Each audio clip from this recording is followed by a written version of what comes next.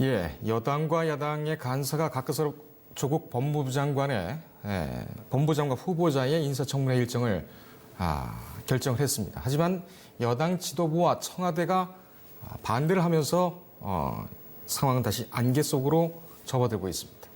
청와대와 여당 지도부의 반대 이유는 법정 시한 내에 인사청문회를 진행해야 된다는 것입니다.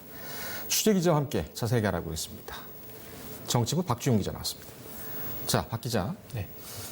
지금 아직도 여야 간에는 이 일정을 두고 오늘 회의를 하고 있나요? 네, 지금 현재 법사위 간사 회의가 진행 중인데요. 예. 당초 법사위 간사는 어제였죠. 9월 2일과 3일 이틀간 이 조국 청문회를 개최하기로 합의를 했지만 막판 여당인 더불어민주당 원내 지도부에서 법정 시한 내에 인사청문회가 실시되지 않음을 원인으로 삼아서 반대 입장을 냈습니다. 네. 이로 인해서 지금 현재 법사위 간사단 회의가 진행 중인데요. 일각에서는 한국당에서 다시 재협상에 나설 가능성이 없지 않느냐라는 전망도 나오고 있고, 예. 민주당에서는 어떻게든 법정 시한 내에 인사청문회를 개최할 것이라는 지적이 많이 제기되고 있습니다. 예. 정춘석 오늘 원내대변인 브리핑에 따르면요. 어제 법사위가 청문회 날짜를 잡은 것과 관련해 상당한 팽팽한 의견이 있었고, 네. 이 당 내부에서는 이틀이나 청문회를 잡은 것에 대해서 한국당, 즉 야당이 양보했음에도 불구하고 예. 9월 3일, 그러니까 법정 시한 내 청문회 일정을 잡지 못한 것에 대한 이런 책임이 있다는 등의 질책성 의견도 나온 것으로 알려졌습니다. 그렇군요. 법사위 간사, 여당 간사 입장에서는 조금 머쓱하겠습니다. 네, 그렇죠. 가까스로 잡아서 의견을 좁혀서 갔는데 이 여당 지도부에서 반대하는 구체적인 이유가 뭡니까? 아까도 말씀드렸지만 결국 법정 시한 내 인사청문회가 개최되지 못함인데요. 네. 국회는 인사청문 요청안이 오면 20일 안에 청문 보고서 채택 같은 청문 절차를 모두 마쳐야 합니다. 예. 당초 지난 14일이었죠. 문 대통령이 인사청문 요청안을 국회에 제출했기 때문에 네. 그 20일에 해당하는 날짜가 다음 달 2일입니다. 하지만 어제 법사위 간사회의에서 합의한 내용을 보면 다음 달 2일과 3일에 이틀간에 걸쳐서 청문회를 하겠다고 했거든요. 예. 3일까지 청문회를 진행하는 것이기 때문에 민주당과 청와대 입장에서는 이 법정 시한을 벗어나는, 즉 청문회 절차를 마쳐야 될 시기인데 이때까지 청문회를 해야 하느냐라는 이런 문제 제기가 있었던 것입니다. 예. 이 청와대에서도 아쉬움을 표했는데요. 강기정 정무수석의 경우에는 어제 SNS를 통해 3일은 대통령이 청문 보고서 송부를 재요청할 때만 법적 효력이 있는 날인데 예. 이 대통령에게 부여될 권한을 국회가 정치적 합의로 가져간 것은 유감이라고 밝혔습니다. 그렇군요. 이틀간 청문회를 실시하는 것은 이례적이긴 합니다만 전례가 없었던 것은 아니죠. 전현숙 전 헌법재판소장 후보자도 그랬었고 네. 다른 일부 인원도 그랬습니다. 하지만 이 장관급은 그렇지만 장관에 대해서 이틀간 청문회를 한다는 건 전례는 좀 찾아보기 힘들다, 이런 분석들이 나옵니다. 이틀간 청문회를 한다는 건 무슨 의미입니까? 앞서 말씀드린 것처럼 국무총리 같은 경우는 이틀에서 3일 정도 하고 있었고요. 예. 지난 장관급 후보자 같은 경우에 지금까지 총 6번의 이틀 정도 청문회를 진행하는 일정이 있었습니다. 예. 사실상 이틀간 개최는 상당히 이례적인 것인데요. 네. 지금까지 여당에서는 하루만 청문회를 치르자라는 주장이 우세했고 예. 한국당 등 야당에서는 3일간 청문회를 주장했습니다. 네. 조국 후보자에 대한 의혹이 많기 때문에 한국당 입장에서는 이런 의혹들을 모두 해소하기 위해서는 3일간의 시간이 필요하다, 이런 주장인데요. 예.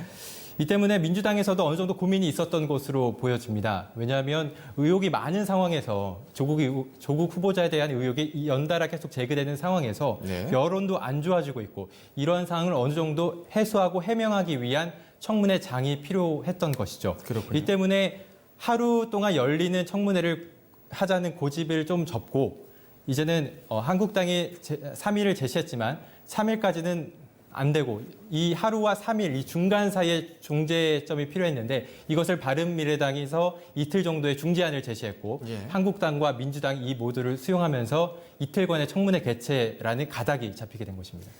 조국 후보자 측에서는 그 일정이 그렇게 결정이 된 다음에 입장을 밝혔죠. 어떤 입장이었습니까? 조 후보자 측에서는 이틀간의 청문회 일정은 어느 정도 소화할 수 있다는 입장, 그러니까 긍정적으로 평가를 했습니다. 조 후보자 입장에서는 어떻게든 자신의 의혹을 해소할 수 있는 청문회 장이라는 무대가 필요하기 때문에 일단 청문회를 열게 되면 그 안에서 그 장 안에서 뭔가 의혹 해소 등의 해명 등을 할 수 있다고 생각하는 것 같습니다. 어제 밤에 제가 그 인사청문 준비단 측 관계자와 얘기를 했는데 겸허하게 받아들이고 모든 것을 인정하고 성실하게 인사청문회에 임하겠다. 네. 물론 어떻게 보면 원론적인 얘기긴 하지만 준비를 지금 일단은 한 고비는 넘겼다고 생각하는 모양입니다. 네. 하지만 지금 상황을 보게 되면 여당과 청와대는 이걸 반대를 하고 있고 이렇게 되면 오히려 여당과 청와대가 조 후보자에 대한 인사청문회를 거부하는 그런 양상으로 간다는 것이죠.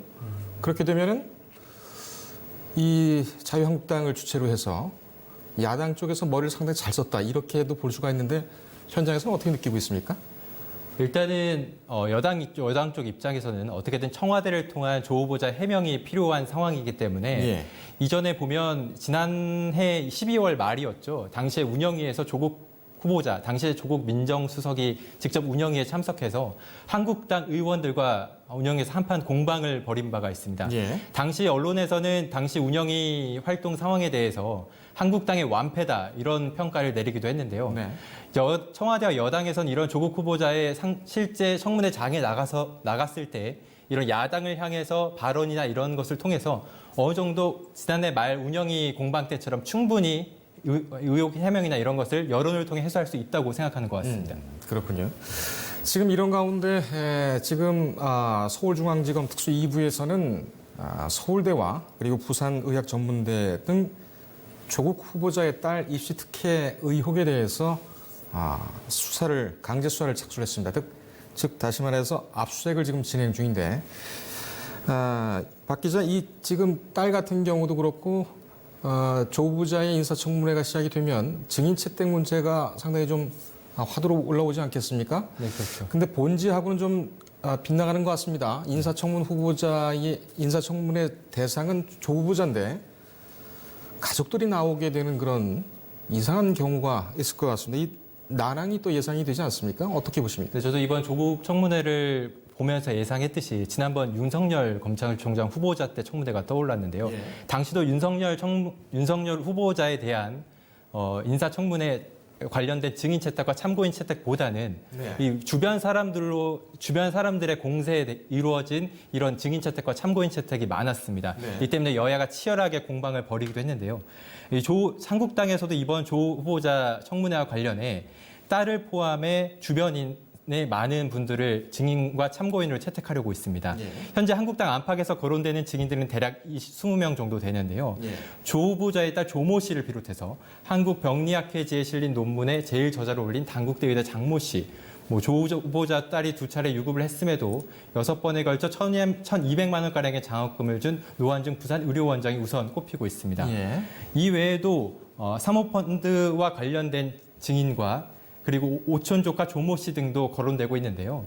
반대로 여당에선 이 야당에서 증인과 참고인 채택으로 거론되는 인사들을 봤을 때 이 정치 공세로 보인다는 측면도 있어서 예. 이런 측면에 의한 증인 채택과 참고인 채택은 결코 받아들일 수 없다는 입장입니다. 특히 예. 이 조 후보자의 가족을 증인으로 세우는 문제에 대해서는 적극 방어에 나설 것으로 보이는데요. 예.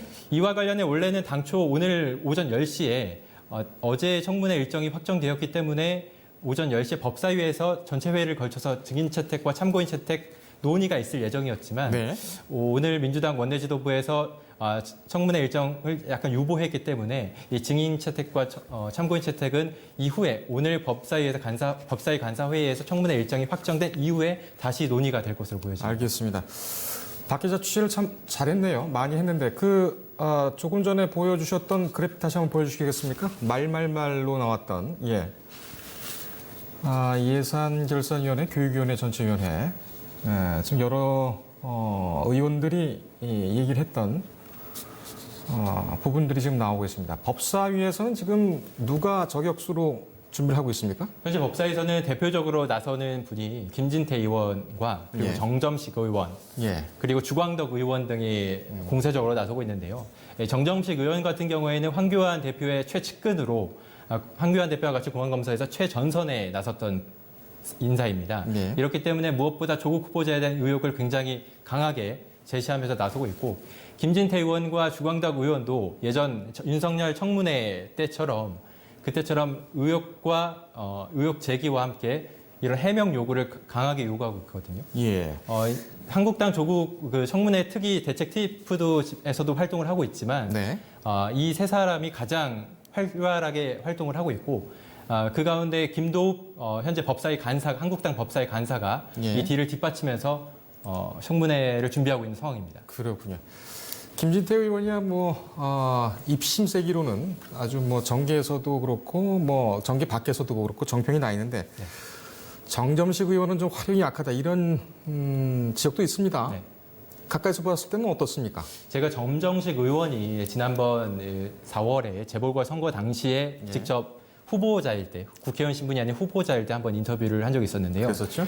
제가 개인적으로 느낀 정점식 의원 같은 경우는 굉장히 뭔가 언행에 신중하고 조심스러운 인사였습니다. 네. 그래서 상당히 검사로서 활약했을 때 그런 면면을 유추해서 생각했을 때와는 다르게 예. 조금 상당히 신중한 분이구나라는 생각을 많이 했는데요. 예. 지난번 패스트트랙 과정에서도 정점식 의원이 앞서서 나선 적이 있었거든요. 그 부분에 있어서 선거법에 있어서 굉장히 전문가이기 때문에 패스트트랙 관련해서도 앞서서 나선 적이 있었지만 네. 이번에 조국 후보자 청문회 관련해서도 본인의 이런 전문적인 지식을 활용할 수 있는 기회가 많지만 아직은 초선 의원이기 때문에 좀 신중히 가는 면도 있는 것 같고 네. 그런 면에서 좀 보폭을 신중히 접근해 가면서 하는 것 같습니다. 네. 알겠습니다. 공안검사들 원래 특성이 그렇습니다. 이 황교안 대표도 그렇고 지금 보면은 옆에서 전문적으로 정치를 해온 분들이 보면 좀 답답하다 이런 부분들도 좀 있을 수가 있습니다만 이번에는 어떤 카드를 들고 나올지 상당히 좀 기대가 됩니다. 잠옷.